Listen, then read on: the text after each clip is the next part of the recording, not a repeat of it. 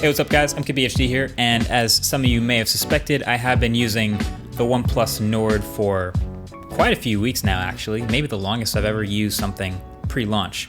But OnePlus is one of those companies where they have a separate impressions embargo for unboxings and stuff, and then a reviews embargo, which is smart because then you've created two separate waves of press about your product. I talked about this on a Waveform podcast episode, so I get it, but that means that I can't share my full review of this guy with you guys quite yet. But nevertheless, here we are. They did their event. It's unveiled now. So I figured I'd give you guys this quick video of all the official stuff about Nord in one place. So the spec, the design, the hardware, and some of the important stuff like the availability and the price. So this is everything you need to know. So we saw the design, of course, revealed already in our exclusive, but here's a better, crispy, high-resolution look at Nord. And these two colors here are blue marble and gray onyx. And it's not bad, but my take is pretty mixed on the design. So remember when Carl showed those prototype designs that they were considering before they scrapped them and then went with the more traditional design? I actually liked those designs more than the one they settled on. Like, these had a little more character, they had that matte finish, they had a little more unique and identifiable features, but they ended up going back here to a more recognizable OnePlus design, which basically means the vertical camera module on the back, which, fair, you know, that's been a OnePlus thing for a little while, but I kind of think it takes away from the character. I mean, look at this. This is not the Nord, this is the Oppo Reno 3 Pro. It just looks like yet another version of kind of the same phone. I'm just saying. But the point of the OnePlus Nord is to move down in price. So we've all heard the OnePlus story 1,000 times, but they'd been creeping up and up and up slowly in price over the years as they approach flagship status and use more and more expensive parts. And so people started to wonder, are they just leaving the whole cheap phone thing? Are they abandoning what got them so many fans in the first place, which was great phones for a low price? And so with Nord, they're back at that.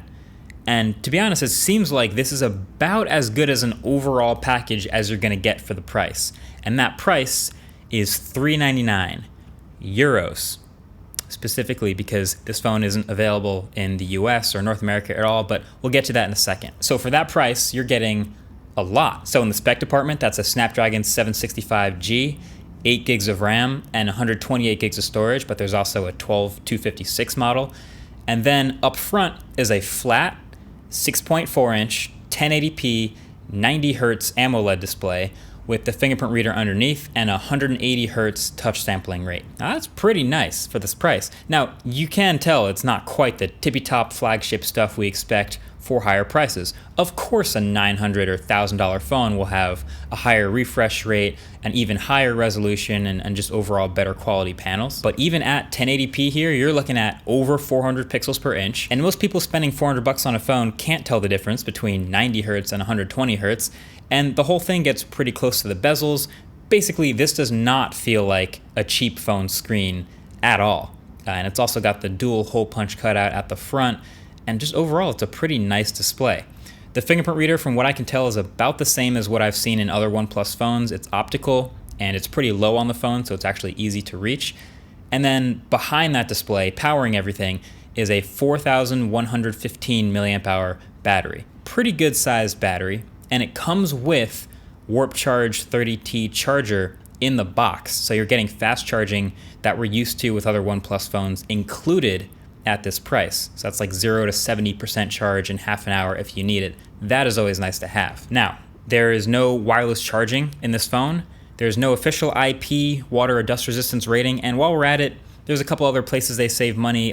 They've used UFS 2.1 storage and they've used USB 2.0 data speeds, even though you still have fast charging. So there's some places where they've cut it back. But if you've been paying attention, you've probably noticed something by now, which is unlike a lot of the other budget phones I've reviewed, especially lately, this doesn't go super all in on one spec and then kind of skimp on the rest. This definitely feels like a much more balanced package. The build quality is definitely here. You have metal and glass. You got that alert slider we're used to.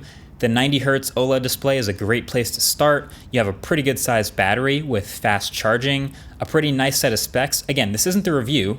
but the 765G has some pretty good performance results so far, and that's paired with plenty of RAM. So maybe with a budget phone, you're hearing all this, you're like, oh, I know. So the camera's trash, right? That's usually how it goes. Cheap phone, cheap camera.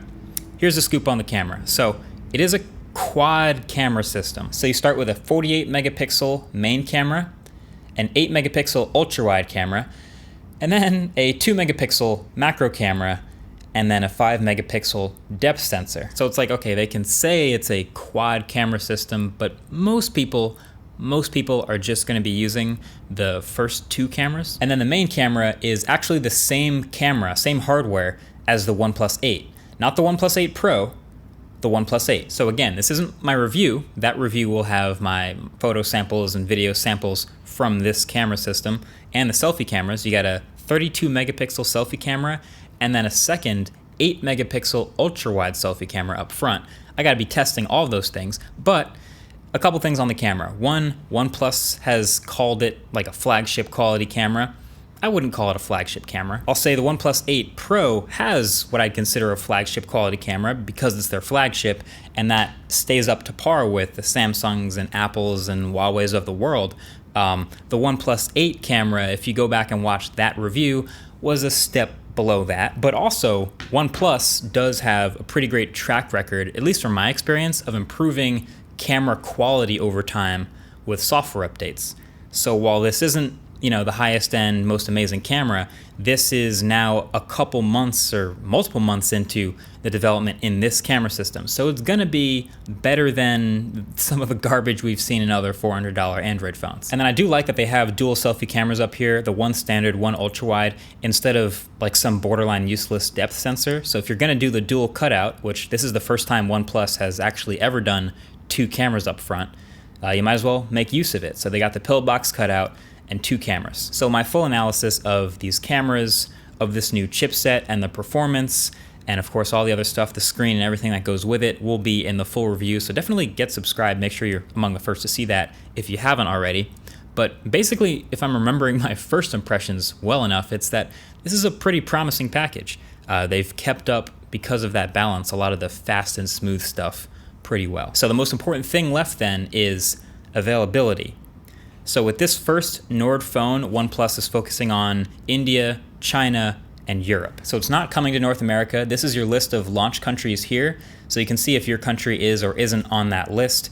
Not the widest launch ever, but we also learned, or at least from when I was talking to Carl in that interview, that there will be more phones later in the Nord lineup with other names that may come to the United States or to North America or to other regions that aren't listed in that graphic. So most people who aren't in those regions probably won't get their hands on this phone, probably won't be importing it, because that's not something most people do. And if you can't get your hands on a Nord, which, let's face it, that's a lot of people, you definitely still have the option of these matte pastel skins, which are available across channel-sponsored Dbrand's entire device catalog for every device. So there's probably something in there for you. I'll link it below, and I'll just add that my favorite of these new colors is their new pastel orange. But there you have it. That's everything you need to know about OnePlus Nord right off the jump.